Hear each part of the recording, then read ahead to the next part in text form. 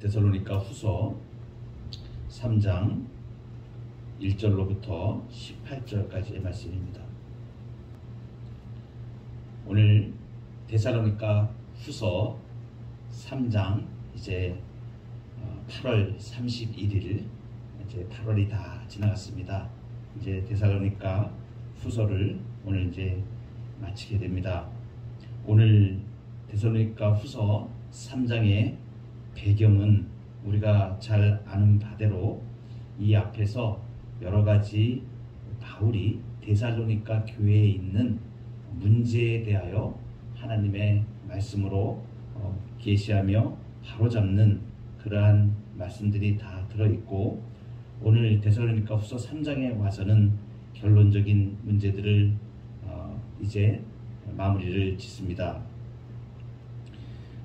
이제 우리 데살로니가 전서 첫 번째 데살로니가 교회에 보낸 편지에서도 하나님을 기쁘시게 하는 성도의 거룩한 삶을 자세히 언급했습니다. 그때 이 공동체의 질서를 파괴하고 권위에 복종하지 않는 사람들의 문제를 간단히 언급을 했는데, 그것이 어떤 문제에서 발생을 했냐 하면 하나님의 말씀을 왜곡되게 변질시키는 종말론에 오해하고 융합이 되어져서 교회 내에 심각한 문제가 발생을 했었습니다.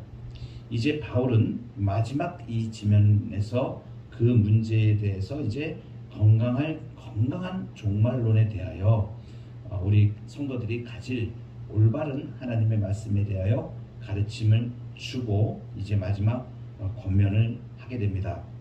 오늘 1절부터 5절까지의 말씀은 바울의 기도에 대하여 말씀하십니다. 1절에 보면 끝으로 형제들아 너희는 우리를 위하여 기도하기를. 누구를 위하여 기도하는가?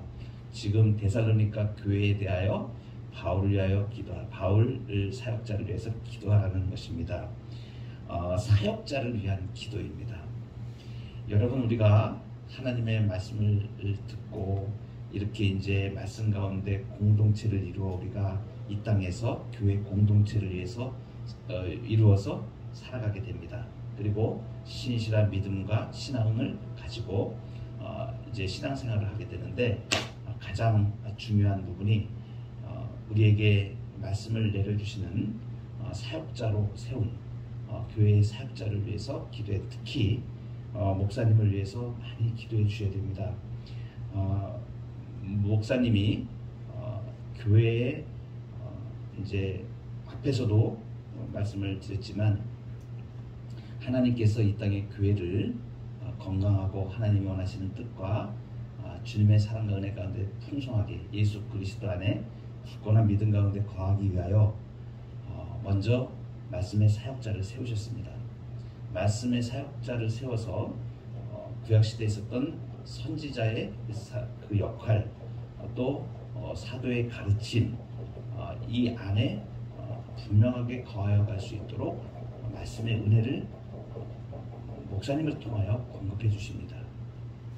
그래서 목회자는 하나님에 대하여 바로 서 있고, 하나님의 말씀 앞에 그 목회자가 먼저 붙들려 있지 않으면 성도님들에게, 주의 백성들에게 하나님의 풍성한 은혜가 잘 연결이 되지를 않습니다. 저도 목회자로 부름을 받아 하나님 앞에서 말씀으로 훈련받고 기도로 훈련받고 어떤 일정한 기간을 거쳐서 최소한의 그것은 신학 MDB를 공부를 하고 신학을 공부를 하고 하는 것들은 다 되었다라는 것이 아니고, 최소한의 하나님의 말씀을 제대로 밝혀서 풀어서 주의 몸된 교회에 말씀의 사역을 할 수 있다는 최소한의 기준이지, 그것이 완벽하다거나 그것이 전부이거나 그렇게 하진 않습니다. 그러나 분명한 것은 하나님께서 목회자로 부르실 때는 반드시 하나님께서 소명을 주시고 그 소명을 감당할 수 있는 능력을 주십니다. 그럼에도 불구하고 사람이기 때문에 하나님 앞에서 늘 경건하고, 목회자가 먼저 하나님 앞에 경건해야 되고, 그리고 말씀과 은혜 가운데서 말씀을 전하는 자일 뿐만이 아니라, 제가 늘상 다음 우리의 후배들을 위하여서도 항상 가르치면서 제가 권면하는 말씀이 그것입니다. 목회자가 먼저 하나님의 말씀을 강단해서 하나님의 말씀을 증거하고 주의 백성들을 위하여 가르치고 하는 일을 할 때에, 목회자가 그 삶이 먼저 하나님의 말씀대로 변화가 되지 않으면 목회자가 먼저 변화되어야 된다. 기본 중에 기본일 것입니다. 예수님이 이 땅에 공생애를 사시는 동안에 제자들이 참 연약한 모습들을 많이 보여왔던 것을 우리가 보게 됩니다. 3년 동안에 공생애를 사시는 동안에 깨워 기도하라 그러는데 기도하지도 못하고 코틈에 잠이 들어 졸고 있고, 그리고 예수님이 하시는 그 말씀의 깊은 뜻을 다 알지를 못했습니다. 그런데 놀랍게도 예수님께서 십자가에 죽으시고 부활하셔서 승천하시면서 또 성령을 보내주셨을 때, 그때서 비로소 제자들이 주님이 이 땅에 계시던 동안에 이 말씀이 이런 뜻이었구나. 그래서 성령께서 밝히 보여주셔서 그때서야 깨닫게 되고, 그리고 부활의 확신과 소망을 가지고 부활하신 주님을 만나고 난 이후에 그 부활하신 주님을 온 세계에 전하는 그러한 기독교 지도자들이 되었습니다. 처음에 사도들이 그렇게 하였고, 그 사도의 뒤를 따라 사도의 가르침대로 또 우리가 지금 그 일을 이렇게 해나가고 있습니다. 이 땅의 교회는 사람의 힘으로 되는 것은 아닙니다. 수많은 교회에 도전들이 있었고, 여러 가지 역사적으로 보면 많은 도전들이 있었고, 그런 가운데서도 하나님은 분명하게 하나님의 백성들을 하나님의 말씀으로 주셔서 예수 그리스도를 분명하게 알게 하시고, 진리를 분명하게 알게 하셔서 이 땅을 살아가는 동안에 그리스도 안에 있는 푸르상함을 다 누리면서 또 영원한 생명으로 하나님과의 영원한 교제로 우리를 인도해 가십니다. 그 과정에서 목회자는 교회에서 아주 중요한 역할을 하게 됩니다. 여러분, 하나님의 말씀과 은혜 가운데 온전히 거하여가는 가장 중요한 방법은 주님이 세우신 주님의 몸된 교회의 목회자와 정말 내 신앙에 관하여 상담할 수 있어야 됩니다. 우리가 처음부터 하나님에 대하여 다 잘 알거나, 또는 예수님에 대하여 우리가 처음부터 명백하게 알거나 그러진 않습니다. 말씀 가운데 주님 말씀을 접하고 복음 가운데 들어와서 하나님의 말씀을, 계시의 말씀을, 정확하게 진리의 말씀을 배워가다 보니까 하나님에 대하여 더 깊이 알게 되고, 또 예수님에 대하여 깊이 알게 되고, 진리가 어떤 것인지에 대해서 알게 되어집니다. 그런데 오늘도 이 바울 사도가 말합니다. 어떤 때에는 아주 하나님의 말씀을 거부하는 악한 사람들이 나타나게 됩니다.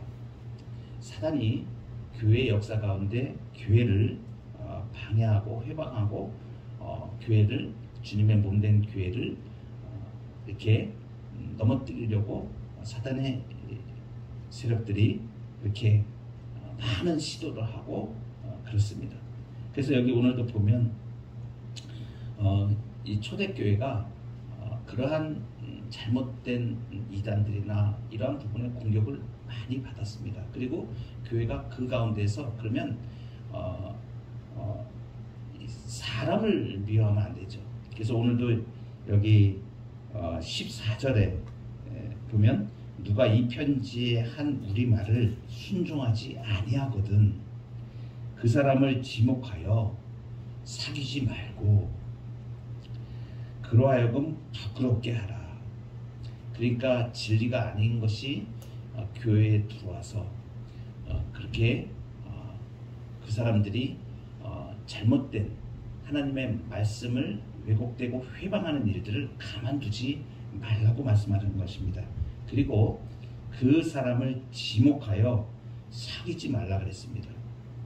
그래서 왜 그러냐면 그것은 사람의 마음을 아프게 하는 논쟁으로만 가게 됩니다. 그래서 분명하게 하나님의 말씀을 내가 제시를 하고 이단들을 대할 때 그렇습니다. 밖에 나가서 신천지를 만나거나 소위 하나님의 교회라고 하는 이단을 만나거나 이 사람들이 논쟁을 좋아합니다. 그래서 이건 이렇게 되는 거 아니냐, 저건 저렇게 되는 거 아니냐 이러면서 논쟁을 하기를 좋아합니다. 우리가 논쟁할 줄 몰라서 하나님의 말씀에 변증이 없어서 그 사람들에게 그 논쟁을 안 하는 것이 아닙니다. 왜 그러냐면 악한 의도를 가지고 논쟁을 하게 되면 그 논쟁으로 인하여 마음이 굉장히 힘이 듭니다. 그리고 그 진리의 말씀을 가지고 논쟁하는 것은 하나님의 말씀은 선포되어지고 바른 진리가 선포되어지는 것입니다. 거기에 대하여 하나님의 진리의 말씀에 대해서 거부하고 거절할 때는 그 사람들을 대할 때 대하는 방식이 있습니다. 그래서 다른 성경에서는 바울 사도가 인사도 하지 말라고 그렇게 권면을 합니다. 오늘도 여기 우리 말을 순종하지 아니하거든 사도의 가르침입니다. 성경 말씀의 진리의 말씀을 순종하지 아니하거든 그 사람을 지목하여 사귀지 말고 14절에 그로 하여금 부끄럽게 하라 이랬습니다. 그러니까 정말 가차없이 비진리에 대하여는 교회를 허물고자 하는 비진리에 대해서는 가차없이 대하여야 됩니다. 그런데 이런 경우가 있습니다. 15절에 그러나 원수와 같이 생각하지 말고 형제같이 권면하라 이 말씀도 있습니다. 이것은 뭐냐면 이런 경우가 있을 수 있습니다. 잘못된 진리에 대하여 하나님의 말씀에 대하여 잘못 알고 있었다가 자기도 모르게 원하지 않게 그것이 진리인 것처럼 생각하고 자기도 모르게 끌려갔었던 사람들이 있을 수 있습니다. 그리고 그것이 이제 지금 이단들은 버젓이 자기들도 교회인 것처럼 건물도 막 내세우고 교회라는 이름을 사용을 합니다. 그러니까 처음에 교회에 대해서 잘 모르는 분들이 믿음에 대해서 잘 모르는 분들이 어디 나도 교회를 좀 다녀야 되겠다 하다가 이단에 있는 속해 있는 그러한 교회에 나갈 수도 있습니다. 그리고 나서 나중에 보니까 뭔가 이상한데 한참이 지나서 보니까 제대로 된 신앙생활을 하는 사람들이 말을 들어보니까 이것이 이단이라 그러는데 이게 뭐지? 이제 이렇게 돼가지고 하나님의 말씀에 대해서도 잘 모르고 있다가 이게 좀 이상한가 보다 해서 다시 이제 제대로 된 신앙생활을 하려고 나오는 경우가 있을 수 있습니다. 교회에. 그래서 교회에서는 분명하게 그러한 부분들을 권면을 해서 잘못된 것에 대하여 이것은 잘못된 것이다 라고 공적으로 분명히 얘기를 해주고 그리고 돌이켜서 하나님의 말씀 가운데로 잘 양육받으며 그대로 순종하여 우리에게 가르친 대로 여기 지금 우리 말을 순종하지 아니하거든 그 사람을 지목하여 살지 말라 그랬지 않습니까? 그러니까 하나님의 말씀대로 잘 순종하여 그것을 받고 믿음 가운데 잘 따라오기로 하는 사람들은 잘 구별하여서 그 사람들을 다치지 않게 또 믿음 가운데 잘 인도할 책임도 동시에 있다는 것을 우리에게 말해줍니다. 그래서 목회자는 항상 성도님들을 대할 때에 연약한 믿음이 아직 온전하지 못하여서 잘못 알고 있는 것이 있을 수도 있고 그러한 분들을 말씀으로 잘 가르쳐서 바른 믿음에 서도록 안내하는 역할을 목회자는 합니다. 그러나 동시에 교회 내에 이렇게 말씀을 거역하고 분명하게 하나님의 말씀이 분명한데도 그 진리 가운데 따라오지 아니하고 다른 것을 고수하고 또 말씀이 아닌 것에 따로 이렇게 잘못된 신앙생활을 하게 되면 그 부분은 교회에서 교회의 질서를 위하여 또 권면하다가 권면하고 해도 그 부분을 받아들이지 않을 경우에는 교회에서 제하게 됩니다. 그래서 그 사람을 지목하여 사귀지 말고 그로 하여금 부끄럽게 하라는 말씀은 이런 말씀을 지금 우리에게 포함해 주고 있습니다. 우리가 이 땅을 살다 보면 많은 신앙의 색깔들을 가진 사람들을 만나게 됩니다. 조금씩 신앙의 색깔들이 좀 다를 수가 있습니다. 그러나 기본적으로 사도신경 신앙 고백, 우리가 신앙 고백이라고 얘기합니다. 신앙 고백을 진실하게 그대로 고백을 하고, 그리고 변함없이 그 부분을 똑같이 믿고 말씀대로 똑같이 믿고 가는 그러한 분들은 전부 같은 믿음의 식구로 우리가 인정을 합니다. 기준이 뭐냐 하면 신앙 고백입니다.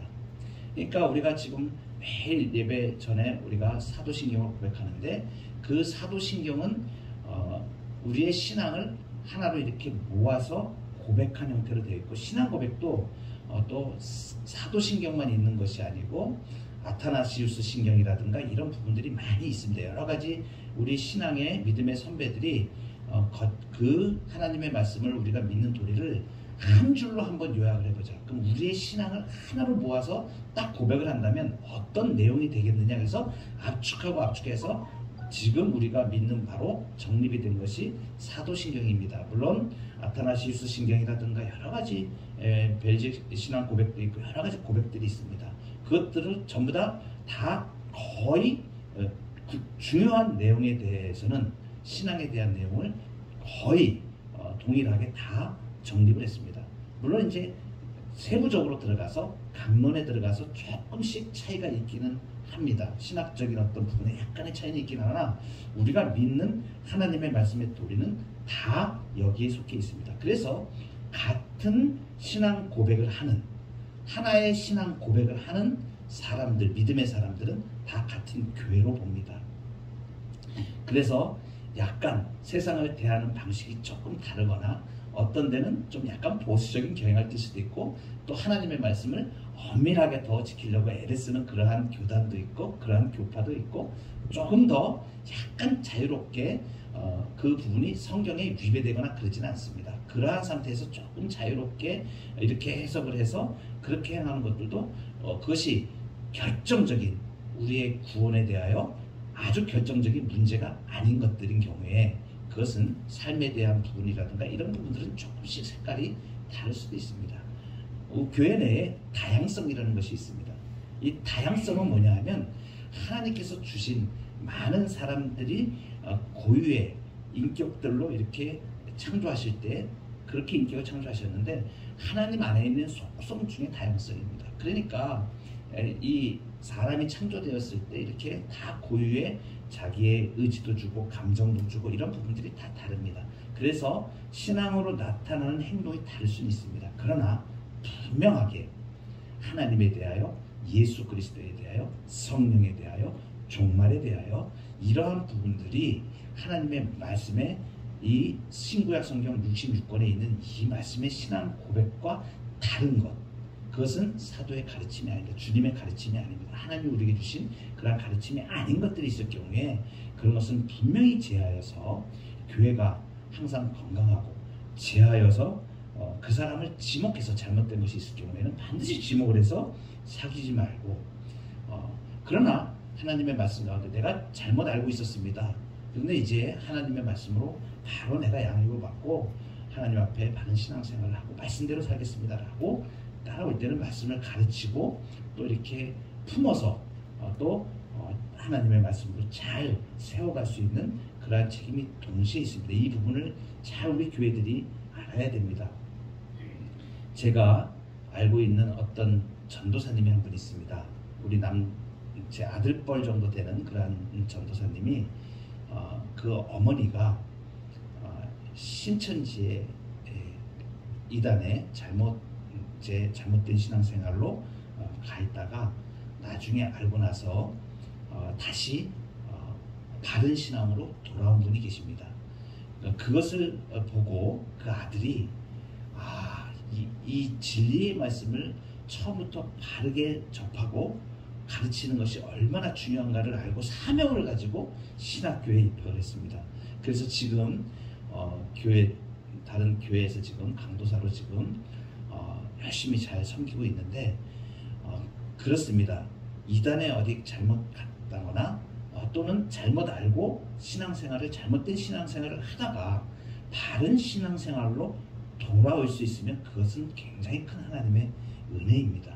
그러한 길은 항상 교회가 열려 있고, 그리고 신앙에 대하여 다른 사람하고 상담하는 것이 아니고 반드시 하나님의 말씀을 바로 배우고 교회에 그 공적으로 그 임무를 맡겨주는 목사님과 반드시 상의하셔야 됩니다. 그러면 충분하게 바른 믿음의 생활로 잘 갈 수 있는 길이 항상 교회에 있다는 것을 아시고, 목회자와 목사님과 내가 좀 궁금해하고 이런 것들은 언제든지 목사님하고 상담할 수가 있습니다. 그래서 그것을 어쩌면 숨기고 뒤에서 쉬쉬하고 그럴 문제들이 아닙니다. 반드시 진리는 분명하고 투명하기 때문에 하나님의 이 말씀 가운데 거하여가는 이 문제는 신자의 삶에서 가장 중요한 부분이기 때문에 항상 목사님과 하나님의 바른 말씀이 어떤 것인지 상담하고, 또 궁금한 것이 있으면 그러한 부분들을 해결해 나가고, 그렇게 신앙생활을 하면 건강한 신앙생활을 할 수 있습니다. 그리고 이러한 일들을 또 주님께서 주신 말씀의 깊이에 따라서 이러한 교회를 건강하게 지켜나가고 말씀으로 세워가는 일에 정말 헌신하여 가는 목회자를 위해서 항상 기도해 주셔야 됩니다. 그래야 성도님들이 하나님께서 주시는 은혜를 그 교회에 세운 목회자와 더불어서 풍성한 말씀의 삶을 누려갈 수가 있는 것입니다.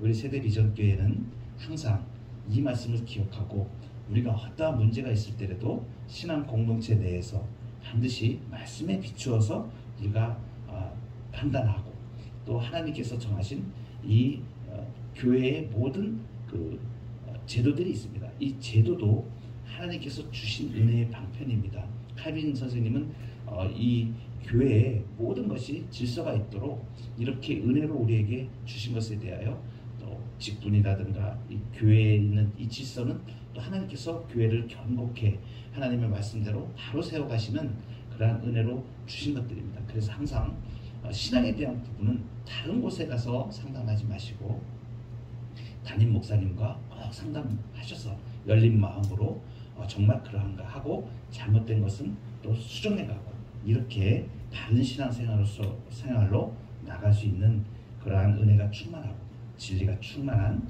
우리 세대비전교회 되기를 간절히 바랍니다. 기도하시겠습니다.